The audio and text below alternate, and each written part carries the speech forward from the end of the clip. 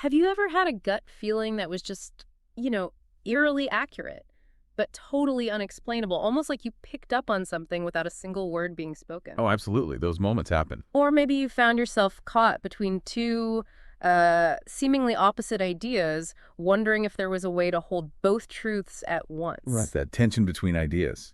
Well, today, we're diving into some truly mind-bending concepts from the world of psychoanalysis that explore exactly that these subtle, often unconscious ways we connect, communicate, and even experience ourselves. Yeah, we're going to unpack the interconnectedness of what often get treated as separate ideas, projective identification and countertransference. Hmm. And our guide for this deep dive is a really fascinating paper by Mark Blechner titled Projective Identification, Countertransference, and the Maybe Me. And our mission, as always, is to take these, let's face it, complex psychological ideas and turn them into aha moments for you. We'll explore how we really experience ourselves and others, discover what Blechner argues is a crucial new area of self-experience. And uncover some surprising insights into communication, even the kind that feels, well, maybe a little uncanny, a bit weird. Exactly. Uncanny is a good word for it. Now, before we really dive into Blechner's challenge to conventional thinking, could you give us just a quick, high-level overview? What do projective identification and countertransference generally mean in psychoanalysis? Just so we have our bearings. Absolutely, good idea. Yeah. So think of projective identification like this. Hmm. It's an unconscious process. Someone essentially downloads an unwanted or difficult part of themselves, maybe a feeling, a thought, even a character trait. Okay. And without realizing it, they project it into another person.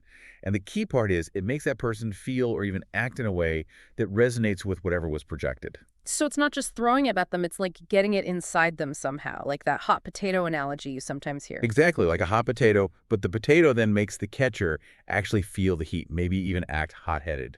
Got it. And countertransference. Countertransference, on the other hand, is basically all the feelings and reactions that the other person in therapy, usually the analyst, has in response to the patient.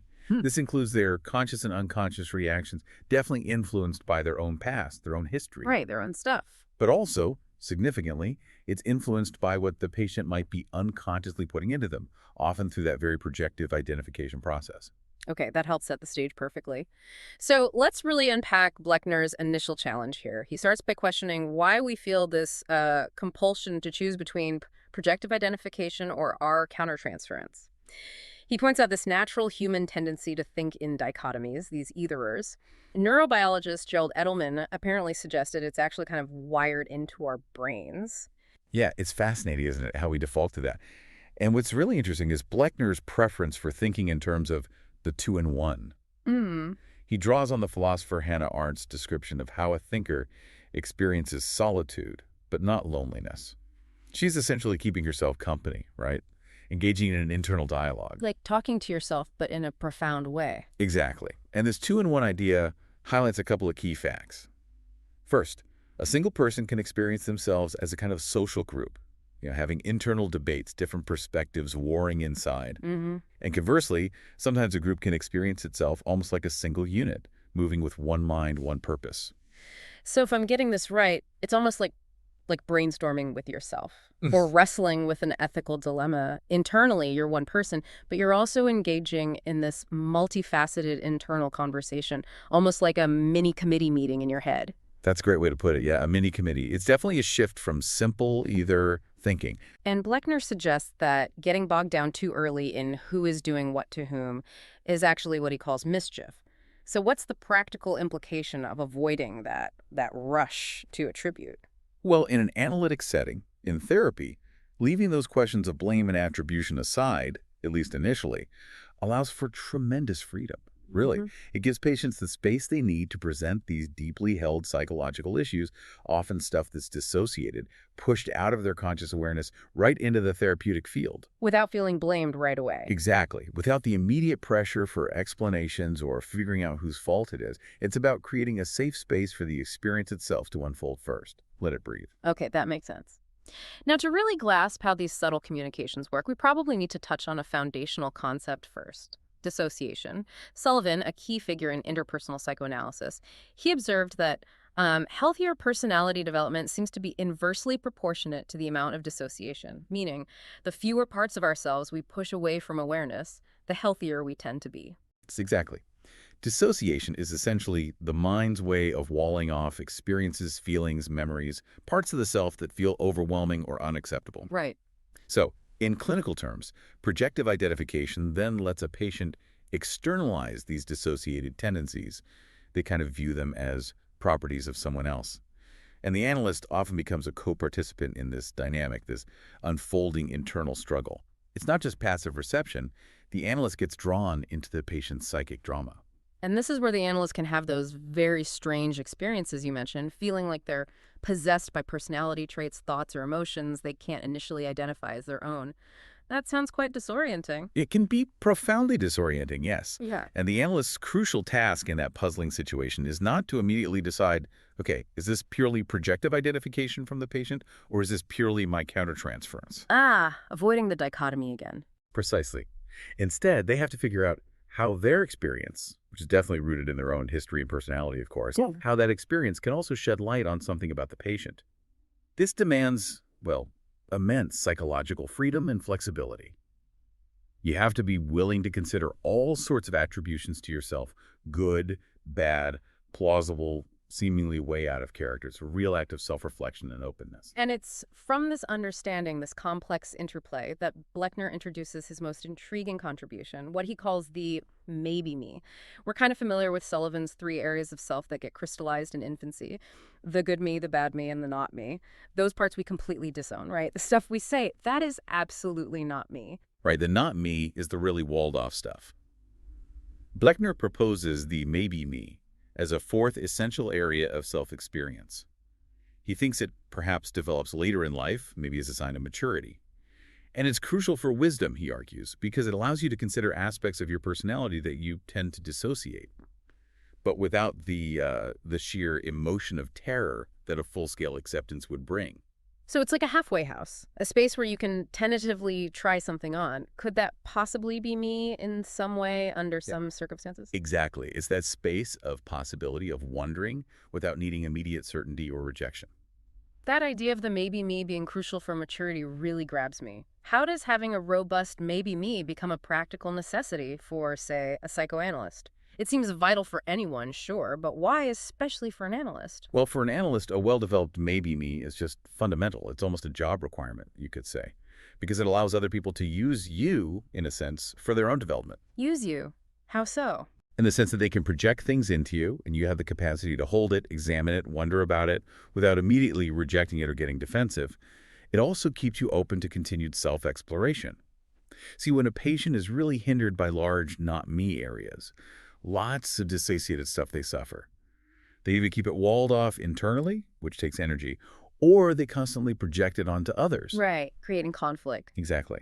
The maybe me offers a potential solution. It allows those dissociated tendencies to become visible, but through the analyst. They land in the analyst's maybe me space. And there they can be examined, discussed, analyzed. It transforms what might otherwise be a hot potato game. Accusation, denial, retaliation, into a new kind of dialogue, a collaborative investigation. So the maybe me acts as a kind of like a resilient container, a psychic space that can hold these really difficult, intense, uncertain feelings and attributions without immediately collapsing or needing a definitive answer. Yes, that's a really good way to put it, a resilient container. The possibilities of where it comes from are kept open. Could be the analyst's personality, could be the patient's, could be something they share, something co-created. But, and this is crucial, the responsibility for having a developed maybe me rests squarely with the analyst. Oh, okay.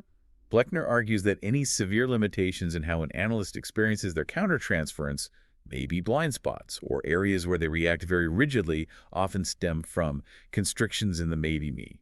Areas of psychic experience the analysts just cannot tolerate even considering in themselves. They lack that internal room for uncertainty. Which brings us right back to the core connection Blechner is making. He argues that the effect of any projective identification on the analyst is a direct function of the analyst's own indigenous countertransference. They're basically inseparable. You can't really pull them apart.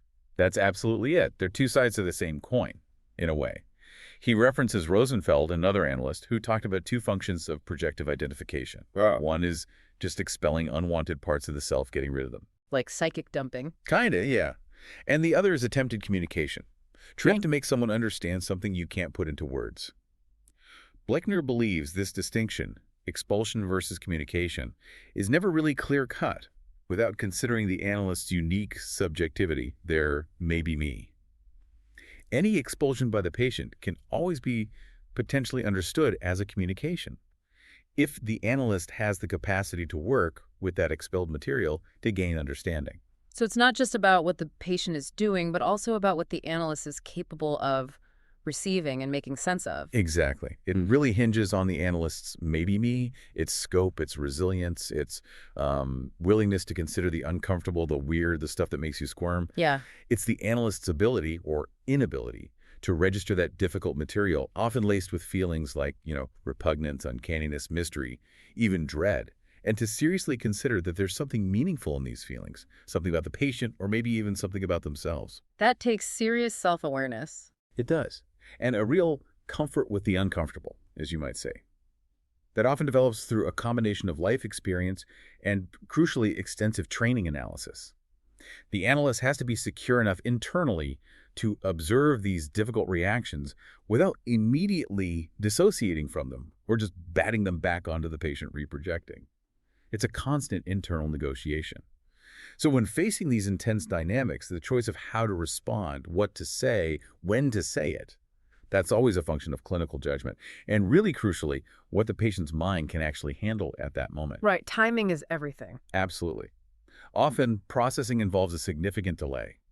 The analyst needs time to gain perspective, to subject the experience to some serious self-analysis. Why is that delay so important? It seems kind of counterintuitive, doesn't it? If you're feeling something strong in the moment, why not just say it? Is it about managing your own reaction, or is it more to it? It's both, and definitely more. Remember, projective identification often stems from these deeply anxiety-tinged, not me experiences the patient just can't integrate or even look at directly. Okay. So to immediately tell the patient, hey, I'm feeling this really intense thing from you, well, that would often be tactless and clinically naive. It ignores where the patient is psychologically. It could be overwhelming. Exactly. It could raise intolerable anxiety, make them feel even more shame or terror. If you do eventually reveal your experience, maybe much later, it has to be done very carefully, without any blame. Blechner uses this great image as if offering it on a tray for him to taste, merely look at, or ignore. Like a gentle offering, not an accusation. Precisely. Yeah. And the patient's response will then depend on their own capacity for maybe me consideration, their ability to even tentatively entertain that possibility about themselves. You can't force insight, can you? Yeah. That makes sense.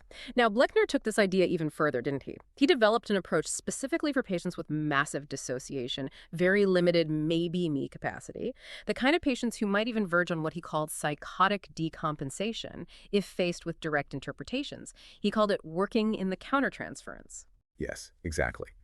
This is a modified, really creative form of Ferenczi's earlier, quite radical experiments in mutual analysis. In this approach, the analyst essentially stops trying to interpret the patient's dynamics directly. Instead, they encourage the patient to spell out their views, to analyze the analyst in as much detail as possible. Wait, analyze the analyst. Yes.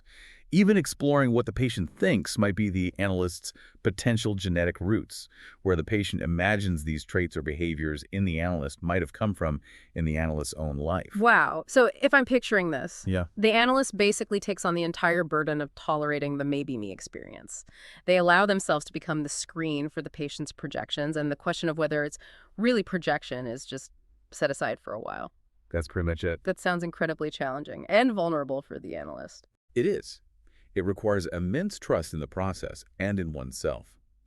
But remarkably, Blechner found that this often allows truly productive analytic work to happen, especially with patients who couldn't tolerate other approaches.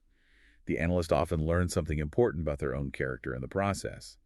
And eventually, maybe, the patient and analyst can collaboratively start to figure out if the characteristics they've been discussing belong primarily to the analyst, the patient, or are shared in some way. So the patient learns by doing, but also by watching. Yes, the patient learns by observing the analyst's maybe-me activity, seeing someone else grapple with uncertainty, with potentially negative feedback, and not immediately shut down or retaliate.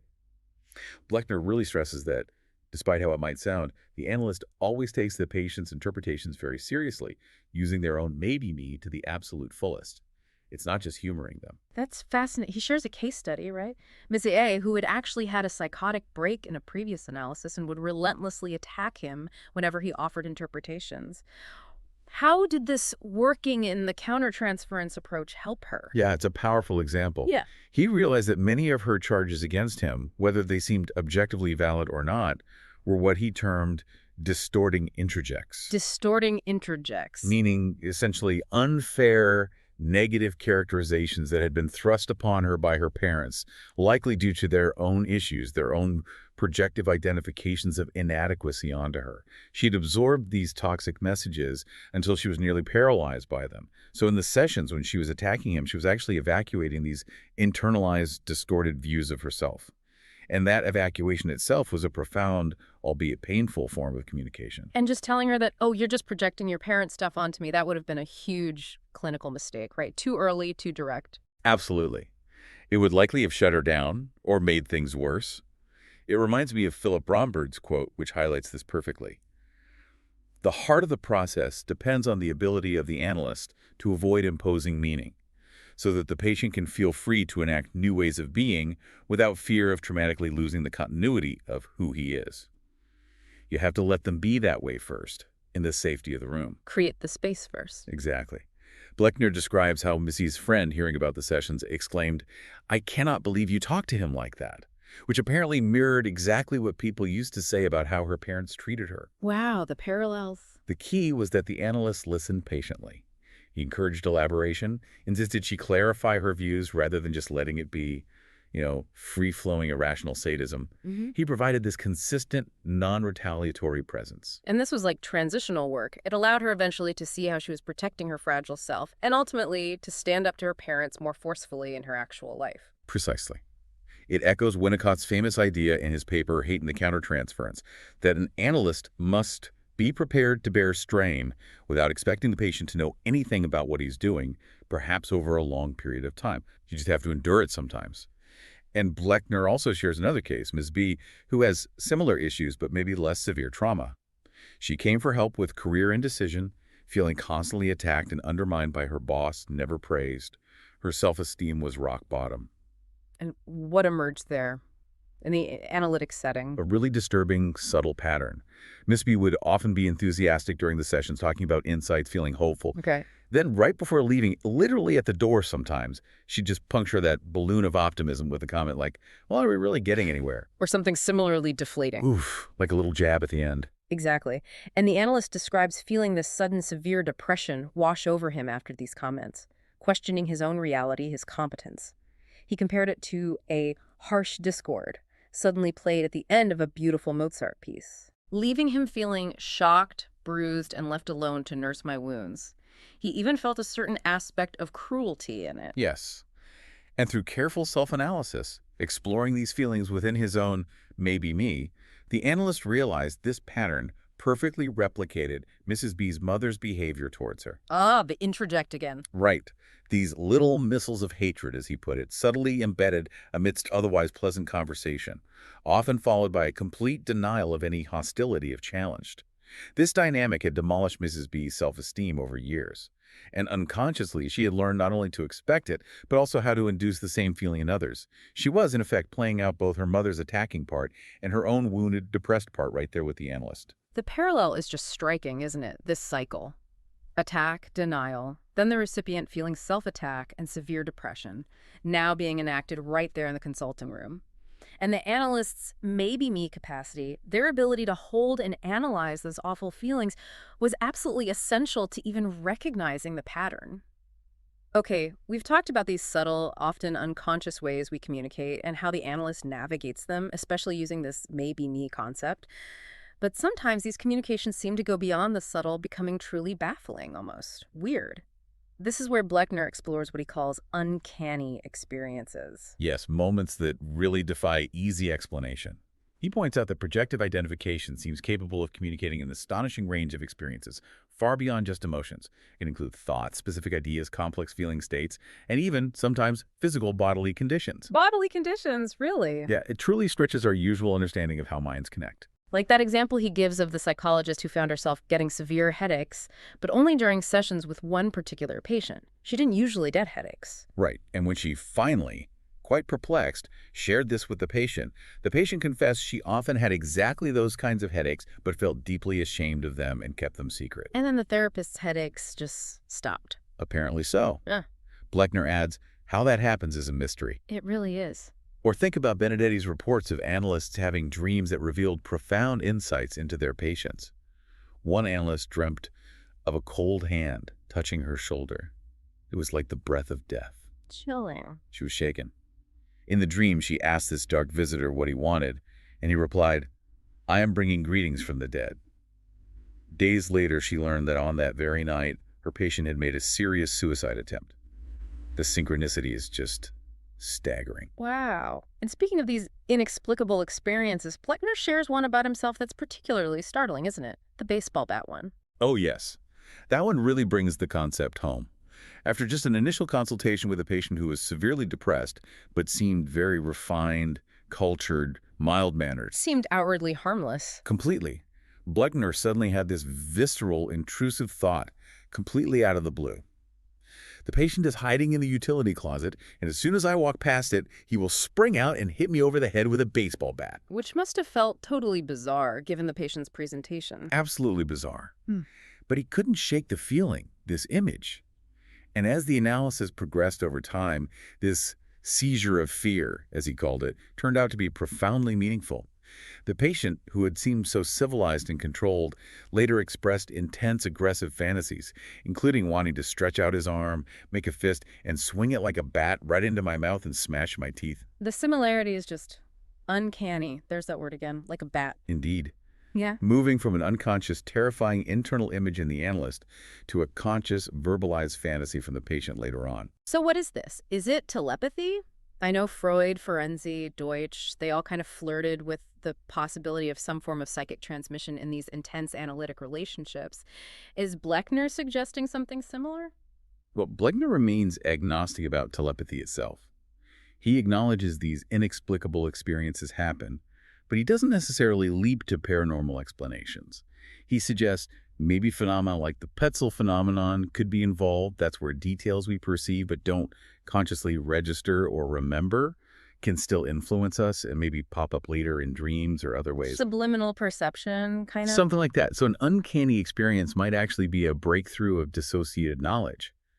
The analyst suddenly becomes aware of something they didn't think they knew, perhaps pieced together from countless tiny nonverbal cues, fleeting expressions, the whole atmosphere of that initial encounter, which happens incredibly fast. So it's like deeply buried information finding a way to surface, maybe through an unusual channel like a bizarre thought or a physical symptom, because the ordinary channels are blocked. That's one way Blechner suggests we could think about it, yeah. It acknowledges the mystery without necessarily invoking telepathy. Okay. So wrapping this up, what's the big takeaway for us from this whole deep dive into projective identification, countertransference, and this fascinating maybe me concept? I mean, this entire conversation really highlights the incredible complexity, the subtlety of human interaction, doesn't it?